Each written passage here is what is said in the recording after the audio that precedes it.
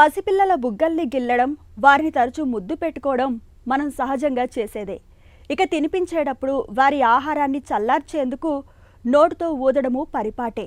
అయితే ఈ రెండు పనులు పిల్లల ఆరోగ్యానికి ఏమంత మంచిది కాదంటారు డాక్టర్లు.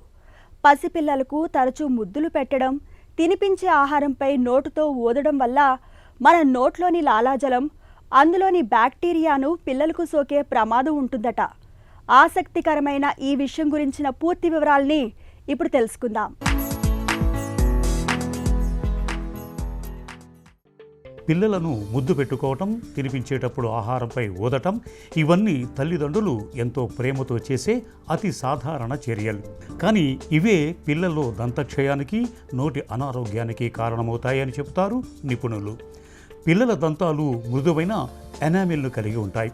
బ్యాక్టీరియా దాడికి త్వరగా గురవుతాయి. తల్లిదండ్రులు లేదా సంరక్షకుల నుంచి స్ట్రెప్టోకాకస్ మ్యూటాన్స్ బ్యాక్టీరియా పిల్లలకు సంక్రమిస్తే అది వారి నోటిలో స్థిరపడి దంతక్షయానికి దారితీస్తుంది.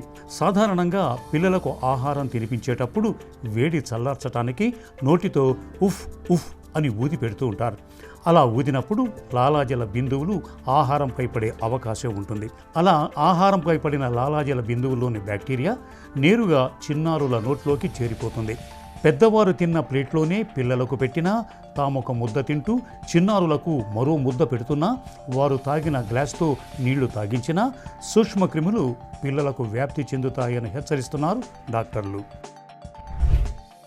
యాక్చువల్గా ఏంటంటే మనకి డెంటల్ డిజీజెస్ అంటే ఈ దంతాలకు చిగుళ్ళకు సంబంధించిన రోగాలు కానీ ఇవి హెరిడిటరీ కాదు, అంటే వంశపారంపర్యంగా వచ్చే రోగాలు కావండి.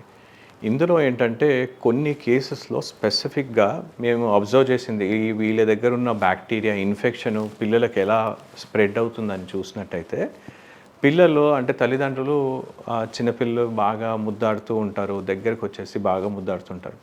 దీంతో ఏంటంటే ఈ బుగ్గ పైన తీసుకున్న దగ్గరికి లిప్స్ దగ్గర తీసుకున్నాను కూడా చిన్నపిల్లలు కాబట్టి వారి యొక్క సలైవా వీరి నోట్లోకి వెళ్ళే అవకాశం ఉంటుంది.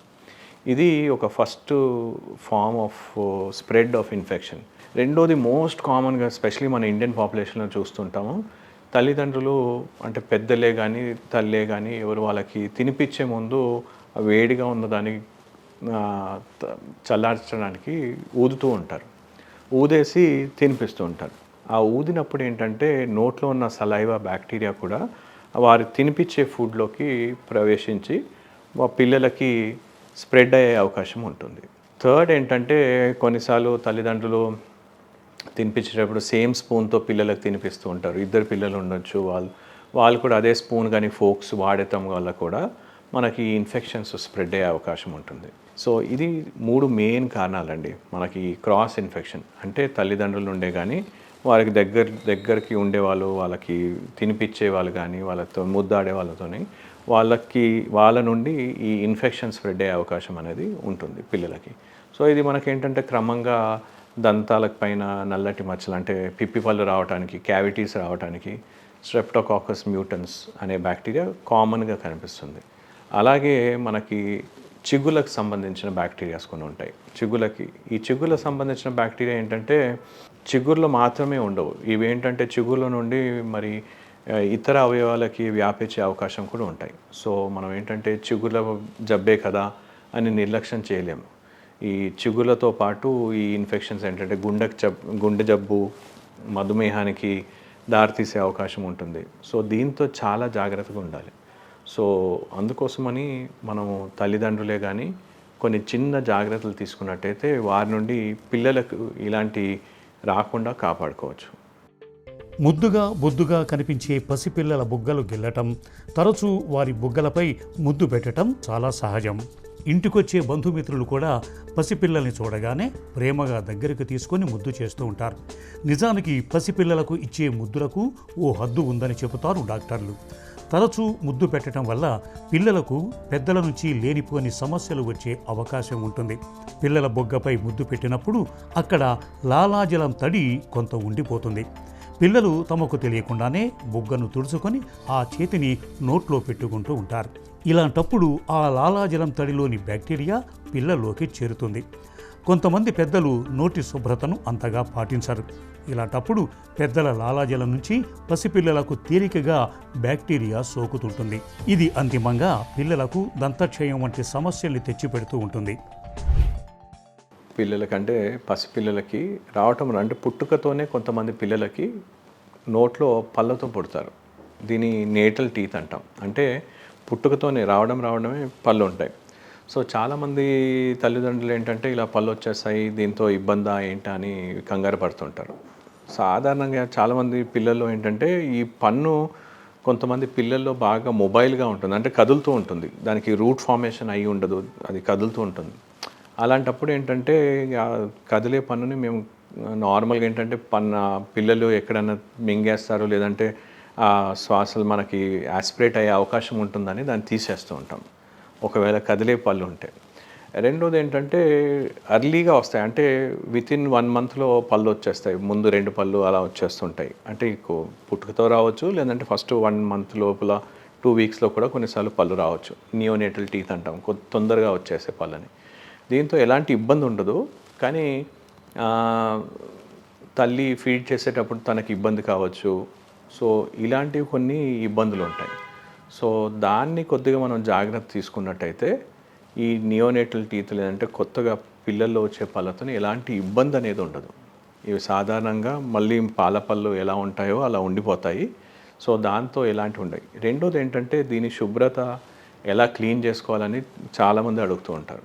సో నార్మల్గా మేము ఏమంటామంటే బ్రష్ పేస్ట్ కాకుండా ఈ సమయంలో ఫస్ట్ 6 months to 1 year వరకు జస్ట్ నీళ్ళతో కొద్దిగా క్లీన్ చేస్తే పాల పళ్ళు అంటే ఈ నియోనేటల్ టీత్ వచ్చిన దాన్ని నీళ్ళతో తిన్నప్పుడల్లా లేదంటే పాలతో తీసుకున్న తర్వాత కూడా దాన్ని క్లీన్ చేసుకొని ఉన్నట్టయితే దానికి ఎలాంటి ఇన్ఫెక్షన్ రాకుండా మనం కాపాడుకోవచ్చు. సాధారణంగా మేబీ ఒక 6 months 6 నెలల తర్వాత స్లోగా ఫింగర్ బ్రష్తో కానీ మనం ఫింగర్ బ్రష్తో క్లీన్ చేస్తానికి కూడా అవకాశం ఉంటుంది.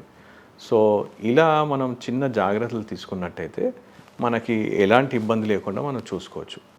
చిన్నతనంలో పిల్లలకు బ్యాక్టీరియా ఇన్ఫెక్షన్లు ఎక్కువగా సోకుతుంటాయి. ఇందుకు పాల పీకను ఒక ప్రధాన కారణంగా చెప్పుకోవచ్చు. పిల్లలకు పాల సీసా నోటి దగ్గర పెట్టి వాళ్ళు తాగుతున్నారు కదా అని పెద్దలు తమ పనులు చేసుకుంటూ ఉంటారు. పిల్లలు పాలను తాగటం ఆపేసినా సీసా నుంచి బయటకు వచ్చిన పాలు నోట్లో నిలిచిపోతాయి. ఇలాంటప్పుడు పిల్లల నోటిని శుభ్రం చేయకుండా వదిలేస్తే సూక్ష్మక్రిములు పెరుగుతాయి. సాధారణంగా చిన్నారుల్లో 6 నెలల వయసు వచ్చాక దంతాలు రావటం ప్రారంభమవుతుంది. 2.5 ఏళ్ల వయసుకు పూర్తి స్థాయిలో పాల దంతాలు వస్తాయి. వాటిపై నల్లటి మచ్చలు కనిపిస్తే మాత్రం వెంటనే దంత వైద్యుడి వద్దకు తీసుకువెళ్ళాలి. పాల పళ్ళు ఎలాగూ పోతాయి కదా అని కొందరు తల్లిదండ్రులు దంతాలపై మచ్చలున్నా పట్టించుకోరు. కానీ ఆ మచ్చలు ఇన్ఫెక్షన్గా మారి శాశ్వతంగా దుష్ప్రభావం చూపుతాయని చెబుతారు డాక్టర్లు. చిన్న పిల్లల్లో తల్లిదండ్రులు తెలియకుండా ఏంటంటే పడుకోవడానికి పాల పీకను పాలు అలా నోటికి అందిస్తూ ఉంటారు. సో దీంతో ఏంటంటే చిన్నపిల్లలకి పంటిపైన అన్ని కేరీస్, ర్యాంపెంట్ కేరీస్ అని కనిపిస్తుంది. అంటే పిల్లలు పడుకునేటప్పుడు నోట్లో పాల పీక ఉన్నట్టయితే ఆ పాలు అలాగే నిలువుగా నోట్లో ఉండి దాంట్లో ఉన్న చక్కెర పదార్థాలు మన పళ్ళని తినేస్తాయి. అలాంటప్పుడు చాలా చిన్న ఏజ్లో ఆల్మోస్ట్ 2 to 3 years ఏజ్ పళ్ళు వచ్చే సమయంలోనే పళ్ళపైన అన్ని నల్లటి మచ్చలు, ర్యాంపెంట్ కేరీస్ అంటాం, అన్ని పళ్ళపైన మచ్చలు, నల్లటి మచ్చలు, పిప్పలు కనిపిస్తూ ఉంటాయి. సో దీన్ని ర్యాంపెంట్ కేరీస్ అంటాం. సో అందుకోసమని ఎప్పుడే కానీ పడుకునేటప్పుడు అలా పడుకునే శిశువుకి నోట్లో పాల పీకనివ్వకూడదు.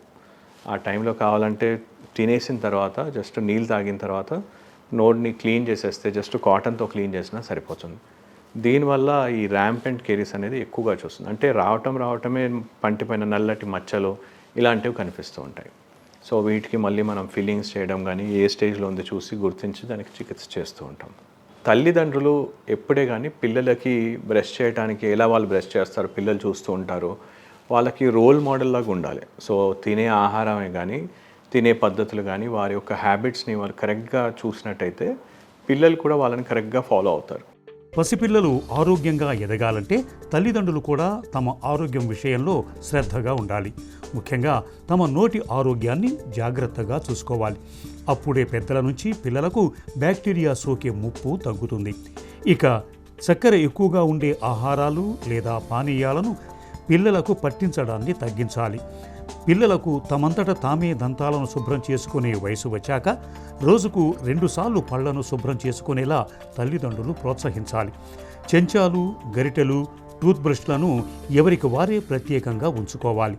6 నెలలకు ఒకసారి దంత వైద్యునితో చెకప్ చేయించటం అన్ని విధాలా మేలు.